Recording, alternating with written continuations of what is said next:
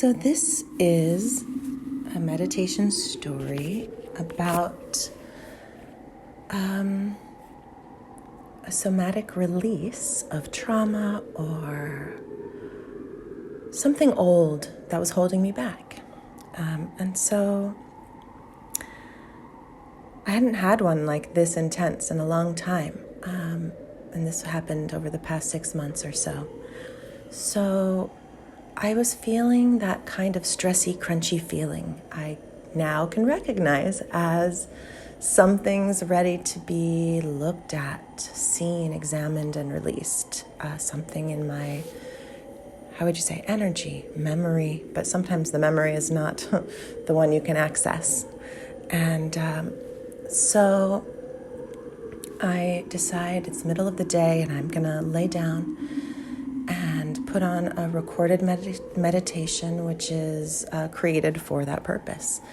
And I almost immediately go into a deep trance state. Now, I'm still aware. I'm still able to observe what's going on and question it while it's happening. So it's very much on autopilot. I'm not having to work to keep this meditation in line.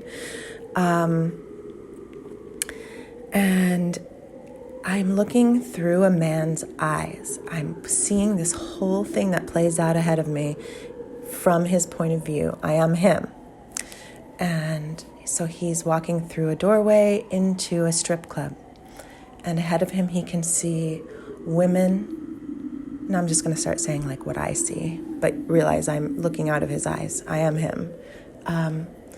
And I see women on stages dancing around poles, and I see there's a bar, and then I hear, because oftentimes I will get pictures or visions and different words to help kind of describe, and sometimes the words seem to like download information or something like that. The word that was said was, it felt like it's coming from the right side, and it was pussy, but it was said in the most gross way I've ever heard it say ever. It was like this, pussy, like the most guttural, like blah, gross way. And so I'm there observing this thing that's happening in my meditation. I'm like, what in the world is happening? That's creepy. Okay, what am I watching? And we're going forward with it. And so he walks through the room and up some stairs and into a hallway full of doors. And it's a whorehouse, a brothel. And he opens a door. And then what I see when he opens the door is a woman on all fours presenting her back end, and what there is in place of what there should be is like a representation of the anatomy that is more about this man's relationship to it. And it's like this gleaming starfish flower anemone that's more colorful and more alive and more glowing than it should be.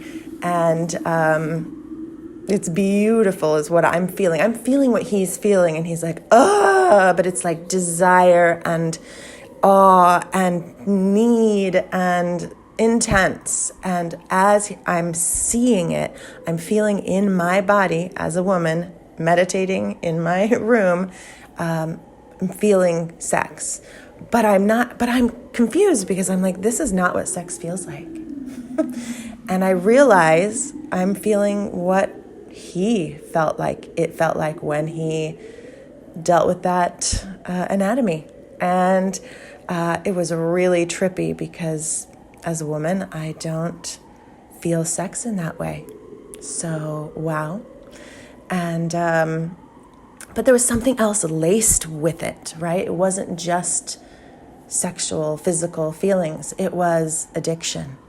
And it was like this kind of drowsy opiate kind of feeling that was coming over me with sex feelings.